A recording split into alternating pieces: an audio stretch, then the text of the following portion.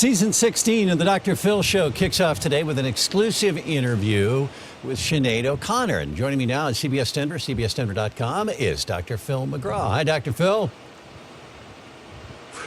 Alan, good to talk to you. Yeah, it's always great to talk, and I love hearing about what's ahead. So we've all seen Sinéad's recent Facebook video post where she says she's living with mental illness and dealing with suicidal thoughts. This is really big, and I'm glad you're getting into it. What are you going to do here? Well, Alan, I learned about this through this video that she posted from a motel room in New Jersey. You talk about being at the bottom of the barrel. She really felt like she had hit bottom here, and this is a mental illness situation. She doesn't do drugs. She's not into that. But she was very depressed, very alone, and really losing hope fast. And my viewers, like so many others, saw this viral video and started contacting me and saying, Dr. Phil, you've got to help this woman. She's crying for help. She is desperate. And I said, of course I will. And somehow she learned that I was willing to do that. And my phone rings at Paramount, and it's Sinéad. And she says, I understand I've hit your radar and you're willing to help me. And she said, my God, I need it. And I want the help. If you'll help me, I want it. And she said, what's more, I want you to help me publicly. I want to destigmatize mental illness. That's how I wound up in this motel room. People have such shame about these things.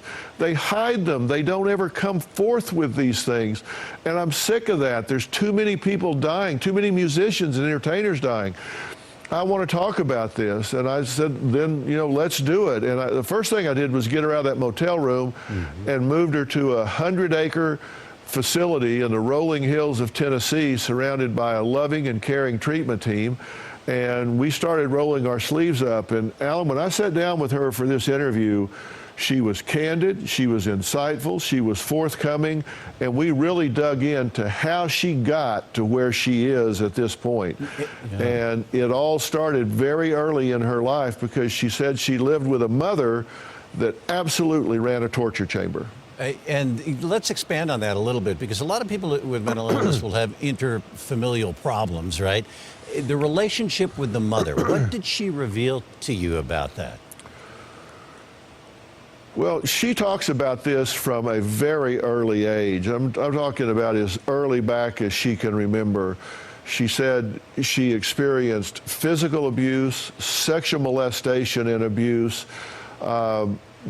neglect, sometimes having to live outside in the elements, and just really beating down of her self-worth and self-value.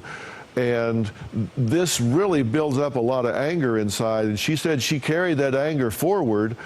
And as a result, she said, I alienated everybody in my life. She said, I've got 4 children of my own, and not one of them will have anything to do with me, and I don't blame them. She said, living with people with mental illness can sometimes be very difficult, and you put in a double helping of anger and bitterness on top of it, and you've got a real difficult situation, and that's what happened here. I said, I don't blame them. I understand why I'm alone.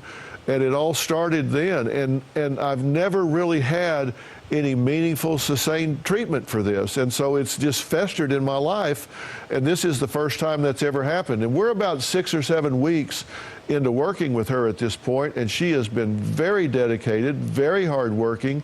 It's not been a success-only journey, don't get me wrong. There have been some dark times. She's gotten in her own way a lot.